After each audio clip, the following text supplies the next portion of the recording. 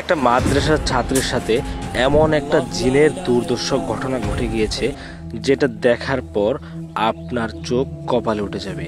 ভিডিওটা একটু ভালো করে লক্ষ্য করুন। দেখুন, উনি এখানে বসে পড়াশোনা করছেন, অন্যদিকে তার সামনে রাখা কিছু জিনিসপত্র কিভাবে নিজে থেকেই পড়ে যাচ্ছে। এগুলো দেখার পর তিনি কিছুই বুঝতে পারলেন না। অবাক দৃষ্টিতে চারদিকে তাকিয়ে দেখছেন আসলে এখানে কি হচ্ছে। আসলে ইনি হচ্ছেন একটা মাদ্রাসার ছাত্র। তিনি অনেক দূর থেকে এসে এখানে পড়াশোনা করছেন। মাদ্রাসায় ক্লাস করার পাশাপাশি একটা মসজিদের খাদেম হিসাবে নিয়োজিত রয়েছেন। তাকে মসজিদ কমিটির পক্ষ থেকে এই ঘরটি দেওয়া হয়েছে। আসলে এই ঘরটি একটা নির্জন জায়গায় অবস্থিত, যেখানে আশেপাশে কোনো বাড়িঘর নেই।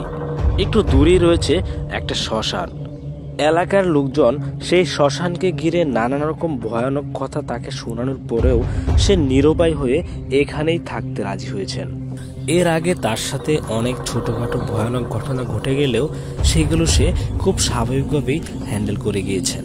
কিন্তু আজকে তার সাথে যে ঘটনাটি ঘটতে চলেছে সেটা কি সে হ্যান্ডেল করতে পারবে? ভিডিওটি না টেনে দেখতে থাকুন, সামনে গিয়ে জানতে পারবেন। আমাদের মধ্যে একটা কথা খুবই প্রচলিত রয়েছে, আগুন থাকলে নাকি দুষ্ট জিনেরা আশেপাশে আসতে পারে না। এই কথাটা কি আসলেই সত্য নাকি মিথ্যা? আজকের এই ভিডিওটি দেখলে এই বিষয়টাও আপনাদের কাছে ক্লিয়ার হয়ে যাবে। তিনি কিন্তু এই কথাটা বিশ্বাস করে সামনে দুটো মোম জ্বালিয়েছেন, যেন জিনেরা তার আশেপাশে না আসতে পারে।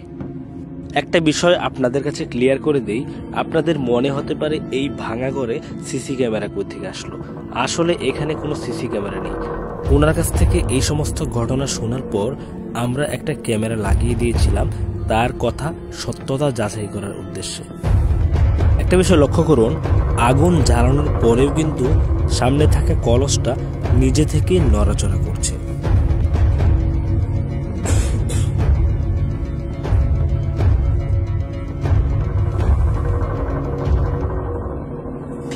আমাদের সবাইকে অবাক করে দিয়ে সামনে থাকা মোমবাতিগুলো কিভাবে নিজে থেকেই পড়ে গেল। আসলে কি এগুলো নিজে থেকে পড়ছে নাকি এর পিছনে কোনো দুষ্ট জিনের হাত রয়েছে? মোমবাতিগুলো সামলানোর আগেই টেবিলে থাকা জিনিসগুলো আবারও নিজে থেকে নিচে পড়ে যায়।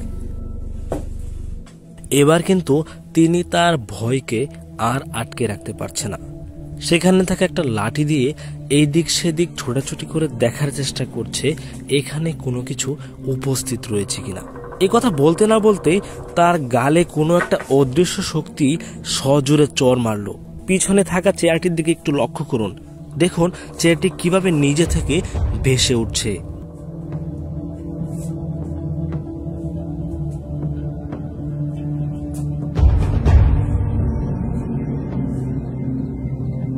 এটা দেখার পর সে পুরোপুরি হতভম্ব হয়ে যায়। আসলে তার সাথে এগুলো কি হচ্ছে? সে চিৎকার করে আল্লাহকে ডাকছে যে আল্লাহ, আমাকে এখান থেকে তুমি রক্ষা করো। উনি আস্তে আস্তে মনে অল্প একটু সাহস জমিয়ে যখন চেয়ারটির কাছে যায়, তখন তার সাথে যে বিষয়টি হয় সেটা দেখার পর আপনি আঁতকে উঠবেন।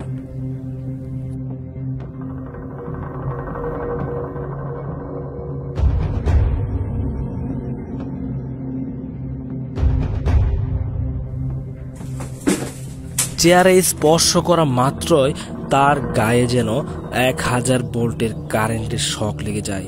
সে ছিটকে পড়ে যায় পিছনের দিকে। কোনো কিছু সে বুঝে উঠতে পারছে না তার সাথে কি হয়।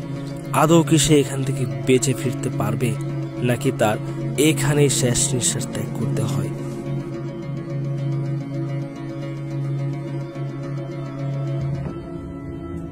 তিনি কিছুতেই বুঝে উঠতে পারছে না তার এখন কি করা উচিত। কিন্তু তিনি মনে মনে আল্লাহকে স্মরণ করছিলেন, আল্লাহর কাছে এই ভয়ানক ঘটনা থেকে মুক্তি চাচ্ছিলেন। অতঃপর তিনি তার টেবিলে থাকা একটা কোরআন শরীফ হাতে নিয়ে সেখান থেকে আয়াতুল কুরসি পাঠ করতে শুরু করে। কিন্তু কোনো একটা অদৃশ্য শক্তি তাকে বারবার আঘাত করে যাচ্ছিল, সে যেন আয়াতুল কুরসি পাঠ না করতে পারে। কিন্তু তিনি মনে সাহস নিয়ে আয়াতুল কুরসি পাঠ করতে শুরু করলেন এবং আল্লাহকে ডাকতে শুরু করলেন, আল্লাহ, তুমি আমাকে এখান থেকে হেফাজত করো। আয়াতুল কুরসি পাঠ করতে করতে এক পর্যায়ে পরিস্থিতি ঠান্ডা হতে শুরু করে। এতক্ষণ পর্যন্ত যারা এই ভিডিওটি দেখেছেন তাদেরকে অসংখ্য ধন্যবাদ জানাচ্ছি এবং এই ভিডিওটিকে বেশি বেশি শেয়ার করে দেওয়ার জন্য অনুরোধ করছি।